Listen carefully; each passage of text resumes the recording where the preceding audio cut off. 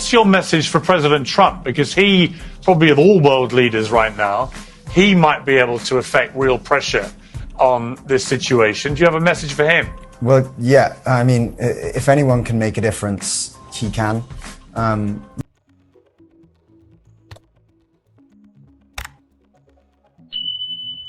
Disaster. So just like Archetypes, this goes down as another one series flop because Meghan can't commit to a single thing. And do you see what I mean about the spin there, Angela? All of this spin about this was my choice and everyone wanted another series. No, they didn't. She's in a terrible state, actually, I think. I mean, if you look at her, she's constantly doing like this all over the place. I think she's so nervous that she's actually just saying what the first thing is in her head and sort of trying to make herself look a completely different woman from what she is. I mean, what she said was ridiculous, that she was stopping the tea and the jam because she thought it wasn't fair that they would have to wait for them. Well, what sense is that? What rubbish is that? Get another load and then they'll have it. But she's worried that if another load comes, it'll all go very, very quickly. So she can't do that. That's ridiculous. And also that she decides she's going to be worldwide. She's going to be so wonderful. Did you read that? Did you hear that bit? Without any sort of explanation. Well, we're going to come to that later, actually. Okay, sorry, but sorry. no, you're right to point out, though, Angela, the fact that there is no strategy here, and the strategy just seems to be blind arrogance. Gobble, gobble, gobble, gobble. And it's easy to do, isn't it, when it's not your cash? It's When you easy panic. to do when you're relying on your husband's tens of but it's a millions of panic. dollars. She's speaking like a panic. It's a real actually very fast, very nonsensical, and just desperate that she gives a good impression because she made a very bad one last time. And so she's trying to get better than that. But Emma's very calm. She's not jumping up and down. And I think she's getting more and more hysterical, really. I mean, when you're talking to somebody like that, you look at them, don't you? You're not sort of, help me, look out. You know, it's just a strange way of behaving. Yeah, there's blind confidence, isn't there? There's blind confidence, but no actual engagement. And what's hilarious, and the thing is, I think Emma Grede, even though she's British, is doing that American thing because she's very American type person now of just throwing out constant compliments. But in just 1 minute, Angela, I want to show you what happens when Meghan compares herself to Martha Stewart, who can't stand her, I know. and Gwyneth Paltrow. It's quite something, so don't go anywhere because we'll bring you that in just 1 minute. But first, if you're anything like me, you have spent so much time trying to find the perfect skincare treatments for your face, only to realise you've been neglecting this part of your body, the skin on your neck. And as I've got older, especially when I've been out in the sun on holiday, I've noticed that is a massive oversight because the neck is on display all the time, yet so many folk treat it as an afterthought in their routine. Now, I fell into that trap, and so many women in the outspoken audience will know that the skin on your neck is thinner, more delicate, and less oily than facial skin, which means it requires specialized care. So that's why I was completely blown away when I received my Go Pure Tighten and Lift Neck Cream, a product which is transforming the necks of women and some men like me all across the globe. So many of you have spoken to me about this brilliant product. I mean, it is gorgeous, actually. I saw a noticeable difference within weeks. I absolutely love the scent. I love the smoothness of it. I love the packaging. Seriously, it's just a joy to use every single day. And it can actually become a game changer within weeks. Because before I tell you about that, actually, let me just tell you about the discount first, because we've got a great discount today. Outspoken viewers and listeners get 25% off Go Pure using the code DAN, D-A-N, at checkout. Just head to gopurebeauty.com/ GoPure.com/Dan, use the code Dan, and you're all set. But GoPure's proprietary firming complex is designed to visibly firm and smooth the skin on your neck and chest in as little as 4 to 8 weeks. In a consumer study, 100% of users said their skin looked more supple and 97% noticed a firmer appearance. Indeed, GoPure's full line of science-backed skin and body care have delivered for over 100,000 real women with real results. It's dermatologist recommended, cruelty-free, plus with over 1 million gels sold. I don't really think we can call this a beauty secret anymore because so many people are feeling the incredible benefits. So tighten, lift, and restore elasticity in your neck because your skincare routine shouldn't stop at your jawline.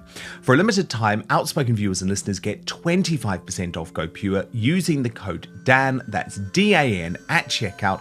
Just head to gopurebeauty.com/Dan.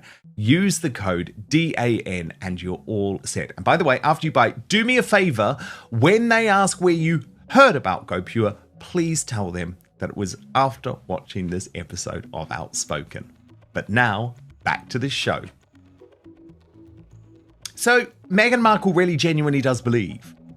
She genuinely does believe, after this flop business, Angela Levin, that she is now on the same level as the doyens of lifestyle brands, Martha Stewart and Gwyneth Paltrow. Like, when Emma Greyday asked this question, I think there was one response. It should have been, she should show some humility. You know, I'm not even close.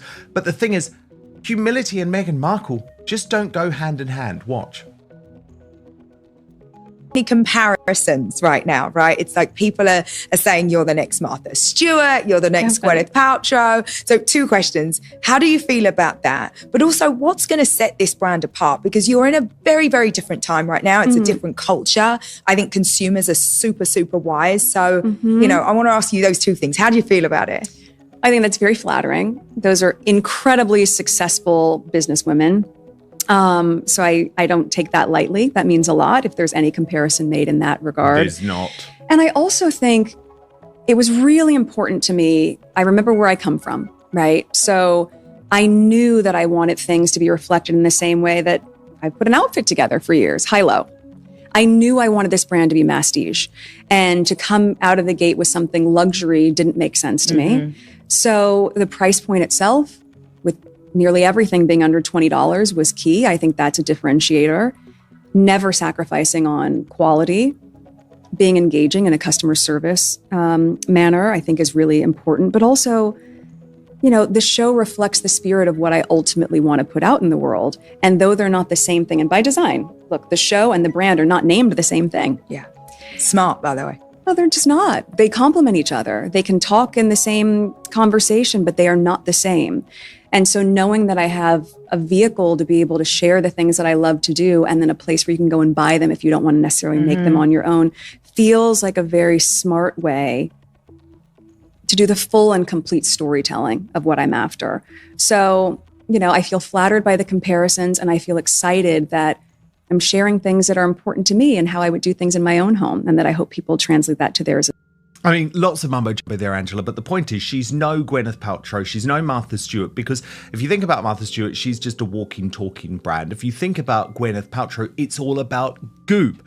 With Meghan, this was American Riviera Orchard, then all of a sudden it wasn't, then it was With Love Meghan, now it's As Ever. When the show launched, there was no product on sale anyway. To try and present this as a success story, to me it just shows how delusional Meghan believes that we are, how stupid she believes we are. We're not buying this.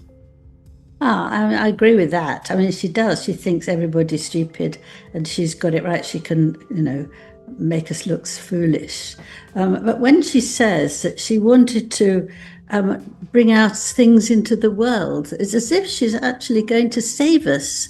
This is some middle-aged woman who wants to sell a few things that you can eat or drink, which is reasonably packaged, and also tell lots of her friends how marvellous she is, and that she's not the least bit interested in what they're saying.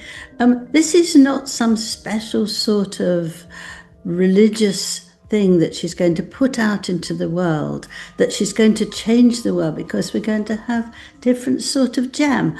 I mean, it is beyond belief, isn't it? Absolutely beyond belief. Why can she say that? You know, if you're making something like that, you're making it for someone to eat or to try something different, but it's nothing to do with the world. She's not the sort of person who can actually move and help and the world, but she thinks she does. That's a very keen sentence on her wanting to be head of the world. And this, I think, goes back to the royal family when she was furious that she didn't know that she would be next in line to the late Queen Elizabeth, and she threw a few tantrums. Harry was trying to calm her down and spoke to his mother, can you get her in there? I mean, she's marvellous. She's much better than anyone else because she's made herself, you see. And she wants to be head of the world. Now, this is something that she's still hanging on to 4 years or 5 years later when she left the UK and came out to America. But it is just really crazy. Yeah, and you get an insight, Angela, into why she was so impossible to work with when she was in the royal family. And I actually feel a little bit sorry for the team at Netflix. I mean, I don't feel sorry for Ted Sarandos, the chief executive of Netflix, who has engineered this whole insane arrangement. But during this interview, Meghan actually is so craven in terms of that relationship. Rather than thanking them and saying it's a collaboration, they have saved me. You know, I was axed by Spotify. Everything else failed. Netflix have saved me despite a succession of flops. There's instead this real front of Meghan making it clear that this is her way or the highway. And she claims that's even written into her contract. Watch. Yeah. And where are the lines? Like, what are you doing versus what are they doing? Because I imagine, especially when it's something that's so close to your heart and something that you clearly take a lot of pride in, how are you able to make sure that the product is what you want it to be, the brand is what you want it to be? Because there's a lot of compromise when it comes to partnerships. And I say this to founders all the time, right? When you give something, you have to imagine that something's coming back. And so what does that partnership actually look like right now? Well, I think at the end of the day, what I appreciate is in the contract, they understand that this is my vision. Mm-hmm. It's my vision. And also the success of the brand, I believe, is rooted in the fact that you can feel when I am involved in something. And so because I have been in this state of ideation of what I wanted to have as an offering for so long, the fact that they trust my final judgment is great on what I want to put out there. I mean, it's also insane. It's insane that you're trusting her judgment, Ted Sarandos. This is the problem, though. Netflix has money to waste. And as Angela mentioned earlier, Meghan also reveals that she's now taking the brand global. Appliance is different globally when we get into that market, which we will. You're going global. How can we not? I mean, how can you not? Yeah, but it's the spirit of sharing. I don't want to just share it here. I want to share it. It's better for the P&L. We're happy. Well, there is that, Meghan. Yes, that's true. And in the spirit of sharing. But I think, look, at the end of the day, if I had gone into beauty, for example, and I have a lot of... Was that a consideration at any point for you? It was definitely something that people were asking me to get involved with. I mean, in these past Did you have any inclination? Were you like, this could be fun? I think it can be fun. Yeah. And I think there'll be a time for that. I think there'll certainly be a time for fashion. You and I could talk about that later.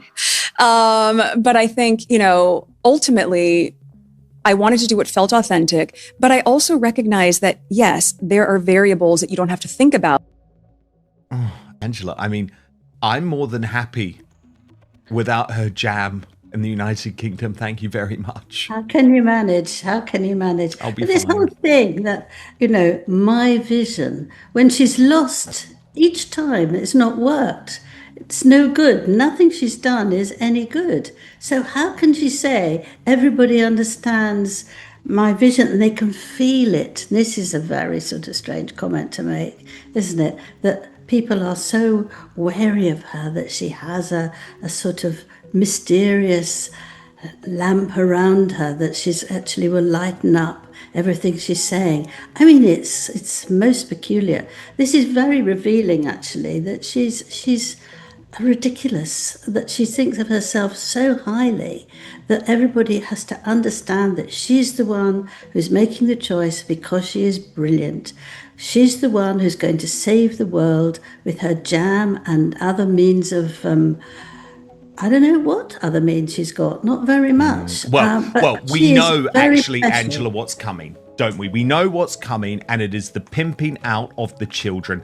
This is the next big focus. So we saw it over the weekend. I was away, but we saw it over the weekend with the Father's Day Instagram video. Now, you'll see here, Angela, this was the closest that she's come to yet in terms of going back to full reveals of the faces of Prince Archie and Princess Lilibet. There are so many discrepancies, by the way, in this video in terms of how they look. But it's very, very clear that she does, and I'll play you something that backs up what I'm about to say in just a moment, Angela, but it's very, very clear that she sees these two children not as little people who need to be protected, but as money makers, which is so grim, but it's sort of the Kardashian, Beckham celebrity way of being these days. I hate it. I hate it. So do I. And I think it's very dreadful because if you can do something and you put your children in to do the same thing when they are older, past their teenage years, that actually they find that they're hopeless. They don't know how to do it. They don't want to do I mean, it. look at Justin What else Bieber can they right do? now. Look at Britney Spears right now. You know, there's a reason why it's very important that you don't become famous, in my opinion, until you're over 18, because they say, Angela, that when you become famous, your brain stays at that level. And that's why Catherine and William, for example, have been so careful in terms of the protection of their children. But in this interview, Meghan admits that she's annoyed that her children's clothing are helping other brands and that she's not getting the affiliate sales back as a result, which is just such a bizarre thing to even think about, let alone put out into the world. Watch this. You get comfortable, basically. You get comfortable. You get to be an comfortable. acceptance of what is. Yeah, no, completely. But I also think it's really amazing that you can participate in that now, because after a while, it can